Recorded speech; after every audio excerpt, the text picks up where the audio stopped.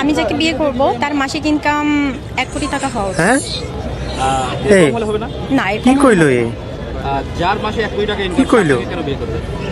আপনারা কি শুনছেন আছে তো এই জন্য সে হ্যাঁ আমাকে কি বিয়ে কইলো করবে। 1 কোটি আমি টাকা কি কোনো দিক দিয়ে কম নাকি? হ্যাঁ মুঝে তো চেক कराने लगा है